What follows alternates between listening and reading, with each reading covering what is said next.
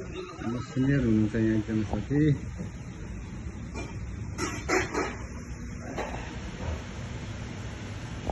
अझै भात पाक्दैछ हाम्रो। अब यता जाउँ, हाम्रो आज नेपाली खाना हाम्रो मेन कुक मेन चाहिँ यता हुनुहुन्छ है। बनाउने सबैले हो, मिलेर बनाएको हो। आज चाहिँ अब 2-4 दिनको पछिको आज यस्तो परिकार यस्तो बनाएर आफ्नो खालको के हो यो साबुन लाएर नुन यो चिज के हो यो? यो चाहिँ सामग्रीसला हल्का पिस पारेर यसो आज खाइदिउँ कि भनेर सोचेको। आज तपाईँको कुक चाहिँ कस्तो हुन्छ आज? नेपाली के भन्छ? यो कुक भने नेपाली खाना खुवाइ हुने वाला छ। इङ्ग्लिस शब्द, त्यही भएर यो कुक भन्ने बानी मात्रै हो। सबैले खाना बनाउँदाखेरि सबै बनाउँदाखेरि कुक नै हो। अनुभवी हुनुहुन्छ नि त तपाईँ। यसो पसिने पनि कुक नै हो। सबै तपाईँ एकदम अनुभवी कुक हुनुहुन्छ। अनुभव त यस्तै हो। अब के अनुभव गर्दै आएको सबैले घराकी काम कुराहरू राम्रो भएर छ हाम्रो त। कस्तो हुन्छ हेरौँ ठाउँमा आज। आज मासु कसरी पाक्दैछ हेरौँ।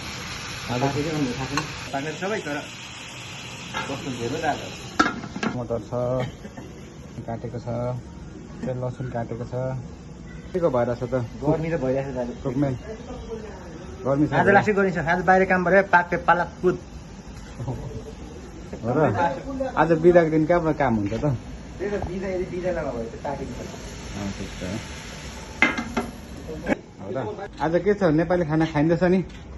हाम्रो नेपाली कुक हुनुहुन्छ है देनदार एकदम अनुभवी कुक हुनुहुन्छ हाम्रो यता हाम्रो तुलबहादुर। पाक्दैछ है मासु भन्ने चिज यसरी तरकारी भन्ने चिज त्यसरी बनायो भने चाहिँ पकायो भने चाहिँ मिठो हुन्छ भने सुने मैले पनि।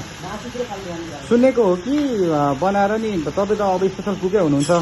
बनाउनु चाहिँ बनाएको तर यहाँ हाम्रो स्पेसल कुकम्यान हुनुहुन्छ उहाँ चाहिँ। अब नेपालदेखि नै अनुभव बोकेर आउनुभयो, पहिले अनुभवी हुनुहुन्छ उहाँ। आज हेरौँ कस्तो हुन्छ उहाँको